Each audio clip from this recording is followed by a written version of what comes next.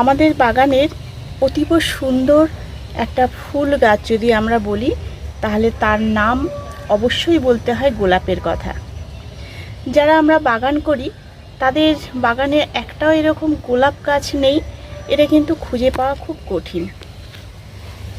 অবশ্য গোলাপ গাছ খুবই সেন্সিটিভ গাছ, সেই জন্য অনেক মানুষ করতে একটু ভয় পান। আর বিশেষ করে এই জুলাই টু আগস্ট এই 2 মাস অতিরিক্ত বর্ষাতে এই গোলাপ গাছ টিকিয়ে রাখা আমাদের কাছে সত্যিই একটা চ্যালেঞ্জ হয়ে যায়। ভয়ের কিছু নেই, এই গাছ কিন্তু একটুখানি কিভাবে পরিচর্যা করতে হয় সেটা যদি জানা থাকে তাহলে এই গাছও কিন্তু খুবই ভালো থাকবে, সুস্থ থাকবে এবং সতেজ থাকবে। নমস্কার বন্ধুরা, আমি সোনালি, গ্রিন থাম চ্যানেলে আপনাদের সকলকে স্বাগত। গোলাপ গাছ একটুখানি পরিচর্যা জানলেই কিন্তু আমরা খুব সহজে সুন্দরভাবে গোলাপ গাছ করতে পারি এবং গাছে ফুল ফোটাতে পারি। চলুন তাহলে আজকে কয়েকটা টিপস নিয়ে আমি আলোচনা করছি, যেইগুলো আমি আমার বাগানে করি সেই জিনিসগুলোই আপনাদের সামনে তুলে ধরব। আমরা সবাই বর্ষার আগে অর্থাৎ জুলাই মাসের আগে আমরা প্রত্যেকটা গাছে মিক্সড খাবার বা যে গাছের যে খাবার সেই খাবার আমরা দিয়ে দিয়েছি, কারণ বর্ষার সময় দিতে পারবো না বলে। কিন্তু কিছু কিছু গাছ আছে যে গাছগুলো বর্ষাকালেও আমাদের খাবার দিতে হয়, তার মধ্যে একটা হলো গোলাপ গাছ। কারণ গোলাপ গাছ হচ্ছে হেভি ফিডার গাছ, খুব খেতে ভালোবাসে। যদি ঠিক মতো সময় মতো এই গাছের খাবারটা দেয়া হয় তাহলে এই গাছ কিন্তু আমাদের নিরাশ করবে না। গাছ যেমন সুস্থ সবল থাকবে সেরকম প্রচুর ফুলও দেবে আমাদের। আজকে জুলাই মাসে দাঁড়িয়ে আজকে আমি বর্ষাকালের কিছু টিপস আপনাদের বলবো, যে টিপসগুলো আপনারা যদি ফলো করেন তাহলে আপনার বাগানের গোলাপ গাছও কিন্তু বেশ হেলদি এবং খুব ভালো গ্রোথ নেবে। প্রথম টিপসটা বলি, সেটা হচ্ছে শুধু গোলাপ কেন, প্রত্যেকটা গাছেরই বর্ষাকালে প্রচুর আগাছা জন্মায়। সেই আগাছাগুলো কিন্তু আমাদের ভালো করে পরিষ্কার করে নিতে হবে। প্রত্যেকটা গাছের গোড়া থেকে আগাছাগুলো ভালো করে পরিষ্কার করে নিতে হবে এবং সেই সঙ্গে গাছে যেসব এই যে মরা পাতাগুলো থাকে, শুকনো পাতাগুলো থাকে, সেই পাতাগুলো আমাদের ভালো করে পরিষ্কার করে নিতে হবে। কারণ এইগুলো ফাঙ্গাস আক্রমণের ফলেই হয়েছে, আর এগুলো যদি আমরা রেখে দিই তাহলে গাছের পাতা পুরো গাছেই আর কি সেই ফাঙ্গাল আক্রমণটা হয়ে যাবে। এই গাছে দেখুন কত বাদামি রঙের স্পট হয়েছে। গাছটায় কিন্তু কিছুদিন আগে প্রচুর ফুল ছিল, আর সেই মানে গাছটা ভরেই গেছিল ফুলে, আর তারপর 2 দিনের মধ্যে দেখছি এই গাছে বাদামি স্পট হয়েছে। কেন হয়েছে বাদামি স্পট সেই বিষয়ে আমি পরে আসছি।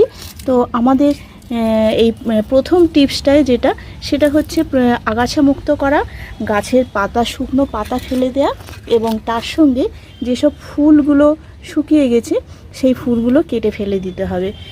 একটুখানি শুকিয়ে এলেই সেই গাছের ফুল কেটে দিতে হবে, নাহলে দেখুন এই যে এই ডাল থেকে ডাইব্যাকের সৃষ্টি হচ্ছে। আমরা সেক্ষেত্রে একটু দূর থেকে কেটে দেব। যেখানে ডাইব্যাক হয়েছে যে ডালগুলো, সেই ডালগুলো অবশ্যই কেটে দিতে হবে, নাহলে কিন্তু পুরো গাছটায় ডাইব্যাক হয়ে যাবে। আর একটা জিনিস, এই ডালটা দেখছেন গোলাপ গাছের, এটা একটা কমন ব্যাপার হয়ে গেছে, বেশ বড় হয়ে গেছে এই এলা ডালটা। এই এলা ডালটা আমি কেটে দিইনি, কেটে না দেওয়ার ফলে ডালটা বেশ বড় হয়ে গেছে। তো এই মুহূর্তে আমাকে এই এলা ডালটা কেটে দিতে হবে। এলা ডালটা কী করে বুঝবো? এলা ডাল হচ্ছে এই যে গাছের পাতায় দেখছেন এই যে ডালটায়, এটা 7টা পাতা আছে। এই 7টা পাতা, আর গাছে প্রচুর কাঁটা থাকে।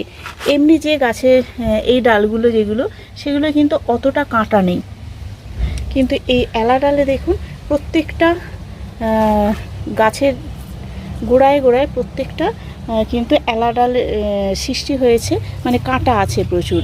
এখানে একটা ডালের মধ্যে এটা একটা, এটা একটা, এটা একটা, 3টে শাখা বেরিয়ে গেছে। সুতরাং আমাকে এই 3টে ডালের গোড়া থেকে কেটে দিতে হবে।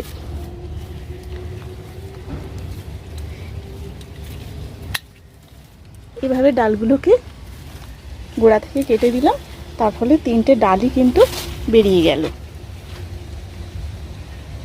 এই হচ্ছে প্রথম টিপস। দ্বিতীয় টিপস হলো, টবের মাটি যদি একটু শুকিয়ে যায় সেক্ষেত্রে কিন্তু টবের মাটির গোড়াটা একটু হালকা করে খুশে দিতে হবে। এমনভাবে খুশে দিতে হবে দেখব যে এর শিকড় যাতে কোনোভাবে ড্যামেজ না হয়, কারণ যদি টবের মাটি ভিজে থাকে তাহলে সেক্ষেত্রে শিকড়গুলো, সরু সরু শিকড়গুলো কিন্তু কেটে যাওয়ার সম্ভাবনা থাকে। সেই জন্যে যদি শুকনো হয়ে থাকে তাহলে আমরা করব, আর যদি শুকনো না হয়ে থাকে তাহলে এটা করার দরকার নেই। এইভাবে মাঝে মধ্যে খুশে দিলে কি হয়, টবের মাটিগুলো কম্প্যাক্ট হয়ে যায় না, এর ভেতরে আলো বাতাসটা ভালোভাবে প্রবেশ করতে পারে, আর সেটা গাছের জন্যে খুবই জরুরি। সেই জন্যে শুকনো মাটিতে আমরা এইভাবে খুশে দেব।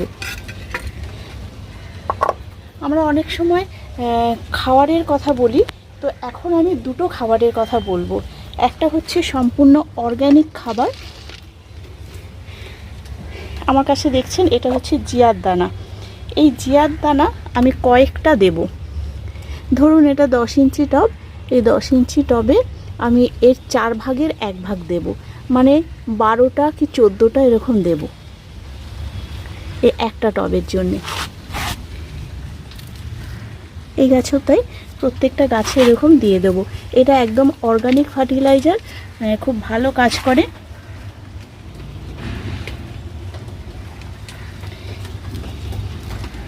এটা হচ্ছে অর্গানিকভাবে আমরা দিলাম। আর রাসায়নিক সার দেওয়া যেতে পারে, ফুল গাছে তো দিই আমরা, সেই জন্যে যে কোনো ব্যালেন্স এনপিকে, এটা হচ্ছে 19-19-19, এটা হচ্ছে 5 গ্রাম 1 লিটার জলে দিয়ে ভালো করে স্প্রে করে দেব। আবার মাটিতেও এটা দেওয়া যেতে পারে, তো স্প্রে করলে ভালো কাজ হয়। সেই জন্যেই মানে এইটা আজকে আমি দিলাম জিয়ার দানাটা।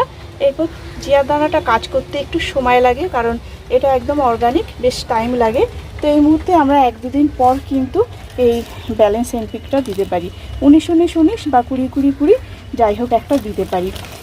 আর মাইক্রোনিউট্রিয়েন্টের কথা তো মানে সব গাছে দিতে হয়, সেটা সবাই জানে। গোলাপ গাছে আমি মাসে 2বার মতো দিই মাইক্রোনিউট্রিয়েন্ট, অ্যাগ্রোমিন গোল্ড। তো এখন যেহেতু বৃষ্টি পড়ছে, বৃষ্টির জলে বেশ মাইক্রোনিউট্রিয়েন্ট পাওয়া যায়, সেই জন্যে মোটামুটি মাসে 1 বার দিলেই হয়।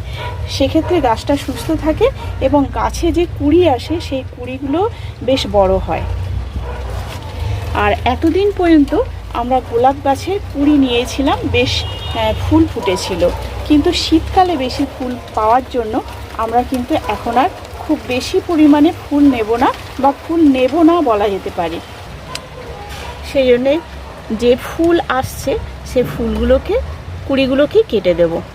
ফুল কাটতে একটু খারাপ লাগে, এই ফুলও কেটে দেব, কারণ এই ফুলটা থেকে আর 2 দিন পরে কিন্তু একটু শুকনো হয়ে যাবে। এই ফুল থেকে কিন্তু ফাঙ্গাসটা লাগার সম্ভাবনা থাকে। একদম শুকনো ফুল আমাদের গাছে রাখা যাবে না। তো এইভাবে কুঁড়িগুলোকে কেটে দেব। আবার যারা কাটতে না চান, ফুল রাখতে চান, তারা রাখতে পারে, তবে এগুলো কেটে দিলে গাছটা হেলদি হবে বর্ষার জল পেয়ে, আর গাছে কিন্তু প্রচুর ফুল পাবেন শীতকালে।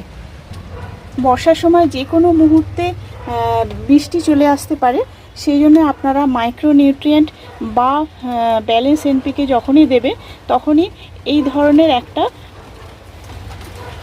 এটা হচ্ছে স্টিকার, এই স্টিকারটা আপনারা প্রয়োগ করতে পারেন 10 ফোঁটা মতো 1 লিটার জলে। তাতে কি হয়, আঠার মতো আটকে থাকে জিনিসটা, তার ফলে বৃষ্টির জলের সঙ্গে সঙ্গে ধুয়ে যায় না। এখানে দেখছেন এই গাছটায় 2 দিনের মধ্যে এতগুলো ব্ল্যাক স্পট হয়ে গেল। এই স্পটটার কারণ হচ্ছে একটা তো ফাঙ্গাল এবং ব্যাকটেরিয়াল অ্যাটাক করেছে, সেটা যেমন একটা কারণ, কিন্তু তার সঙ্গে বর্ষাকালে যেটা খুব হয় সেটা হচ্ছে ম্যাগনেসিয়ামের অভাব হয়ে যায় প্রত্যেকটা গাছে। সেই জন্যে এই গাছে আমরা যদি অন্তত প্রত্যেক সপ্তাহে 1 বার করে এই জিনিসটা দিতে পারি, এটা হচ্ছে ম্যাগনেসিয়াম সালফেট। ম্যাগনেসিয়ামও আছে এবং সালফারও আছে, এই দুটো জিনিস গাছের জন্য খুব প্রয়োজন। এটাকে আমরা 2 গ্রাম 1 লিটার জলের সাথে মিশিয়ে আমরা গাছের গোড়াতে দিতে পারি। স্প্রেও করতে হবে, স্প্রে না করলে এটা হবে না। আর যদি মাটি শুকনো থাকে তাহলে আপনারা এভাবে পেঁয়াজের খোসা ভিজিয়ে রাখবেন। এই পেঁয়াজের খোসা 6-7 ঘন্টা ভিজিয়ে রেখে সেই জলটা গাছের গোড়াতে প্রয়োগ করতে পারেন, কিন্তু অবশ্যই গাছের মাটিটা শুকনো রাখতে হবে, ভিজে অবস্থায় গাছে দেয়া যাবে না। তাহলে এটা হলো গাছের খাবার দাবারের কথা। দ্বিতীয় টিপস। 3 নম্বর টিপসের কথা বলবো।